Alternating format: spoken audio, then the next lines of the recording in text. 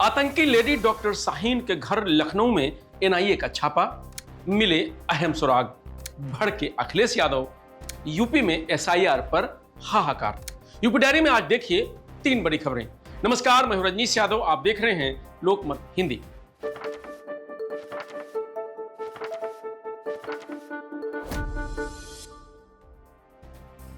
Delhi blast की mastermind doctor Shaheen के घर एनआईए ने छापा मारा। सोमवार सुबह एटीएस को साथ लेकर एनआईए की टीम लखनऊ पहुंची। लखनऊ पुलिस ने डॉक्टर शाहीन के मोहल्ले में पहरा डाल दिया। अंदर काफी देर तक एनआईए ने शाहीन के पिता और बड़े भाई से पूछताछ की। डॉक्टर शाहीन का घर लखनऊ में लालबाग के खंडारी बाजार में है। यहां उसके पिता सईद अंसारी और बड़े भाई शोएब रहते हैं। इससे पहले जम्मू कश्मीर पुलिस और एटीएस ने 11 नवंबर को छापा मारा था। इसके बाद से शाहीन के पिता ने घर से बाहर निकलना बंद कर दिया है।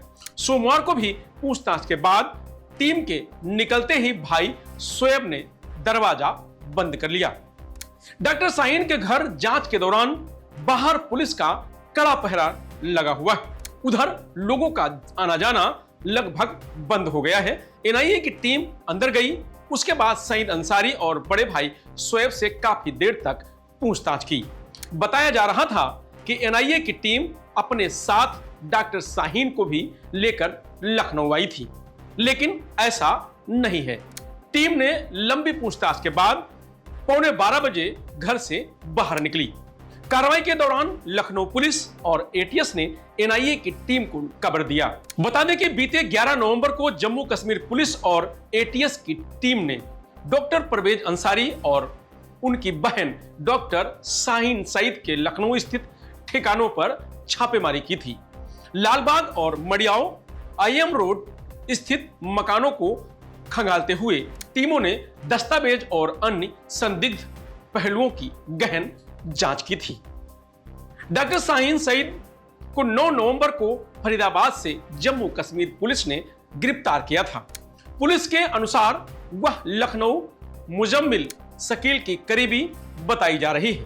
गिरफ्तारी के दौरान उसकी कार से AK-47 पिस्टल और जिंदा कारतूस बरामद किए जाने का दावा भी किया गया, जिसके बाद मामला और गंभीर हो गया। एटीएस टीम के साथ जम्मू कश्मीर पुलिस 11 नवंबर को शाहीन के लखनऊ स्थित लालबाग इलाके के खंडारी बाजार में बने घर पर भी पहुंची थी। उस वक्त घर में शाहीन के पिता सईद अंसारी मौजूद थे। संयुक्त टीम ने पूरे घर की तलाशी ली थी और आसपास के लोगों से भी पूछताछ की थी। इस दौरान लखनऊ पुलिस ने भी जांच में सहयोग किया था।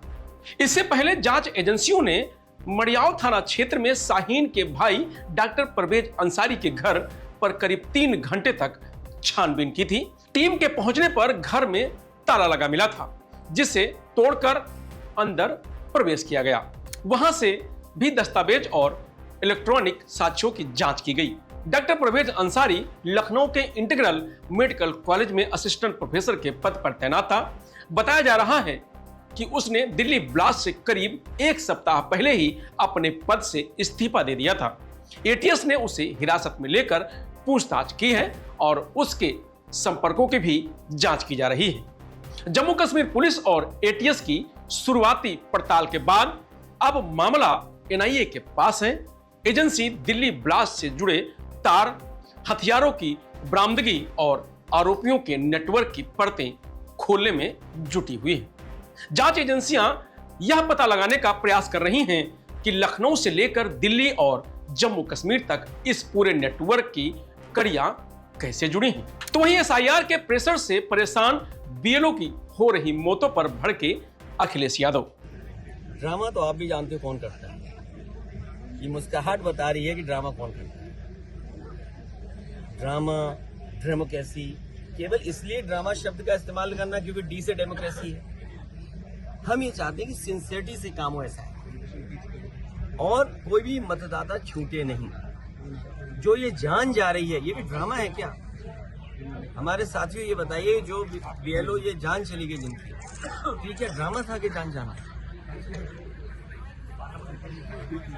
तो ये शब्दों पे मत खेलिए, इधर उधर मत जाइए। इलेक्शन कमीशन की जिम्मेदारी ये बनती है कि सभी का वोट बन जाए, और बीजेपी तो ऐसा ड्रामा करती है पुलिस से मिलकर के रिवॉल्वर लगवा देती है वोट डालने जाओगे। वो भी ड्रामा ही था शायद, रिवॉल्वर लगाना, मतदाता को रोकना। वो आज तस्वीर है नहीं मेरे पास, लेकिन आपके पास सब होगी आर्काइव में तस्वीर।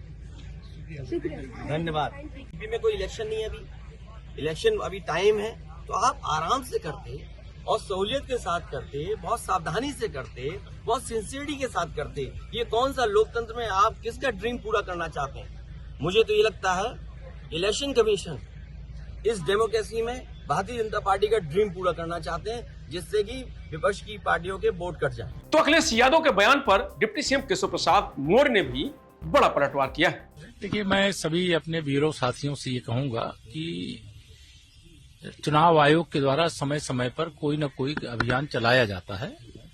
कर्तव्य पालन हिम्मत के साथ करें, किसी विपक्षी के उकसावे में ना आवे। उनके पीछे उनका परिवार है, उनके परिवार के सदस्य हैं, और यह एक जिम्मेदारी वाला काम है, और उन्हें यह जिम्मेदारी मिली हुई है जो भारतीय संविधान के अनुसार लोकतंत्र की मजबूती के लिए आवश्यक है। और जो विपक्ष हंगामा कर रहा है, वो दुष्प्रचार कर रहा है, अफवाह फैला रहा है, और भविष्य की उसकी राजनीति उसको लगता है कि एसआईआर के कारण से संकट में पड़ जाएगी। जो बूथ लूट करके देश लूटते थे, बूथ लूट करके प्रदेश लूटते थे, उनको परेशानी है, लेकिन जनता खुश है।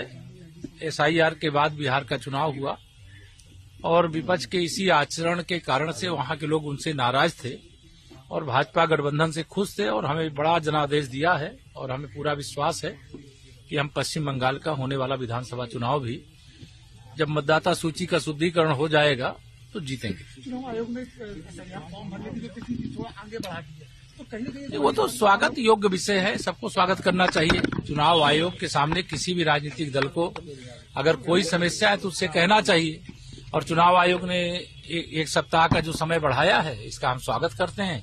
वैसे भारतीय जनता पार्टी इस दृष्टि से भी तैयारी कर रही थी। हमारे कार्यकर्ता बूथ अध्यक्ष से लेकर के पन्ना प्रमुख तक लगे थे कि अगर 4 दिसंबर तक ही अगर यह एसआईआर की प्रक्रिया रहेगी, तब भी हम अपना कार्य पूरा कर लेंगे। धन्यवाद। यूपी में एसआईआर को लेकर कोहराम मचा हुआ है। संभल में एसआईआर ड्यूटी में लगे सहायक बीएलओ अरविंद कुमार की सोते सोते मौत हो गई।